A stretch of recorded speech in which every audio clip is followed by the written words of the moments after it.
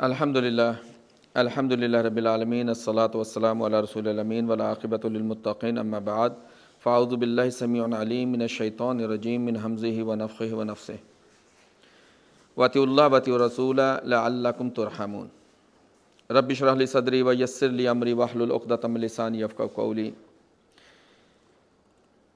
پیارے دوستو، بھائیو، ہر سال کی طرح یورپ میں اس سال بھی چاند کے اوپر لوگ متفق نہیں ہیں۔ وجہ صرف یہ ہے کہ ہم لوگ قرآن اور حدیث سے دور ہو گئے ہیں، جبکہ محمد رسول اللہ صلی اللہ علیہ وسلم کا فرمان ہے کہ ہر مسلمان مرد اور عورت پر فرض ہے کہ وہ دین کا علم سیکھے، اور دین کا علم کم از کم جو ہمارے 5 پلر ہیں، جس میں توحید ہے، نماز ہے، زکوٰۃ ہے، حج ہے، روزہ ہے، اس کے متعلق ہر مسلمان کو علم ہونا چاہیے۔ آج بھی وہی پرانے سوالات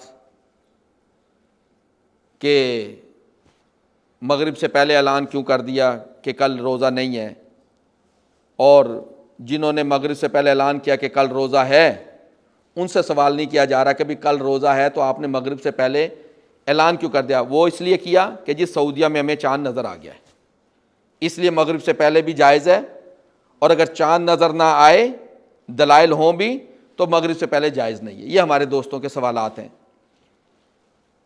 سب سے پہلے ہم دیکھتے ہیں محمد رسول اللہ صلی اللہ علیہ وسلم نے ہمیں کیا سکھایا۔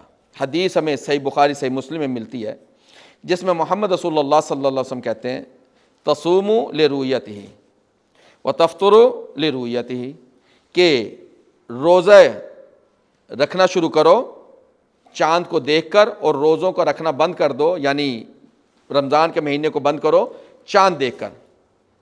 فَإِنْ غُمَّ عَلَيْكُمْ، اگر تمہارے پاس تمہارے ارد گرد بادل ہوں تو پھر تم اس کے 30 دن پورے کر لو۔ یہ تو ہو گیا محمد رسول اللہ صلی اللہ علیہ وسلم کی حدیث کہ چاند دیکھ کر روزے شروع کرو۔ اب مسئلہ یہ ہے کہ یورپ میں اکثر جو ہے وہ بادل ہوتے ہیں، جیسے آج بھی بادل ہیں، تو اگر محمد رسول اللہ صلی اللہ علیہ وسلم کی حدیث کو دیکھ لیا جائے تو پھر کیا ہوگا کہ ہمیں 30 روزے پورے کرنے چاہیے۔ دوسری طرف کچھ لوگ وہ اس طرح کا اسلام پیش کرتے ہیں کہ جیسے اسلام ٹیکنالوجی کے دور کے اندر وہ اپاہج ہے، وہ لنگڑا ہے۔ میرے رب نے ہمیں وہ قرآن دیا ہے، وہ خواہ 1400 سال پہلے کا دور ہو یا آج کا ٹیکنالوجی کا دور ہو، قرآن کی انفارمیشن سب سے اوپر ہے۔ قرآن کی انفارمیشن سب سے اوپر ہے۔ قرآن ہمیں پتھر کے دور میں جینے کے لیے نہیں ملا، قرآن ہمیں اس دور میں بھی خاص طور پر اپنے یہ جو 5 پلرز ہیں ان کو مکمل کرنے کے لیے، ان کی اتباع کرنے کے لیے، ان کو کس طریقے سے ہم نے اپنی زندگی میں داخل کرنا ہے، اللہ سبحانہ تعالیٰ نے ہر چیز بتائی۔ اب جہاں تک چاند کے نظر آنے کا معاملہ ہے، اگر تو بادل ہیں تو محمد صلی اللہ علیہ وسلم بتا دیا کہ 30 روزے پورے کریں۔ پھر اللہ سبحانہ تعالیٰ کہتے ہیں سورہ نام میں، سورت نمبر 6 آیت نمبر 96 میں، فالق الاصباح، صبح کے پھاڑنے والا، یعنی صبح کو ظاہر کرنے والا کون ہے؟ اللہ سبحانہ تعالیٰ۔ فالق الاصباح جعل اللیل سکنا، اس نے بنایا رات کو سکون کے لیے، والشمس والقمر حسبانا، اور سورج کو اور چاند کو حساب کا ذریعہ بنایا۔ اب یہاں پہ اللہ سبحانہ کہتے ہیں سورج اور چاند کو حساب کا ذریعہ بنایا، تو سورج کو کون سے حساب کا ذریعہ بنایا؟ سورج کو نمازوں کا حساب رکھنے کے لیے بنایا۔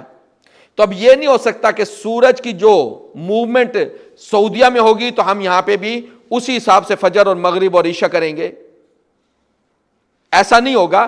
ہر ملک میں اس سورج کی موومنٹ دیکھ کر ہمیں اپنی نمازوں کو ادا کرنا ہے۔ اسی طرح چاند کا بھی اللہ سبحانہ تعالیٰ نے کہا کہ یہ بھی حساب کا ذریعہ، کون سے حساب کا؟ مہینوں کے آغاز اور مہینوں کے اختتام کا ذریعہ ہے۔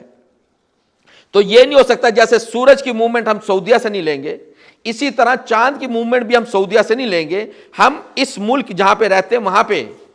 اور جیسا کہ ابھی بھائی کا ایک سوال آیا واٹس ایپ کے اوپر کہ جی ہم ایک غیر مسلم ملک میں رہتے ہیں تو ہمیں ایک مسلم ملک کو فالو کرنا چاہیے، تو اس کی دلیل کیا ہے کہ مسلم ملک کو اگر تو مسلم ملک کو فالو کرنا ہے تو پھر صرف چاند کے لیے کیوں، صرف روزوں کے لیے کیوں مسلم ملک کو فالو کرنا ہے؟ پھر ہم اپنی زکوٰۃ، اپنی نمازیں، اپنا حج، سارا کچھ پھر مسلم ملک کو دیکھ کر کریں۔ تو اس حساب سے جو ہم فجر، ظہر، عصر، مغرب، عشاء کر رہے ہیں یہ تو ہماری غلط ہو رہی ہیں، کیونکہ یہ تو اسلامی ملک نہیں ہے۔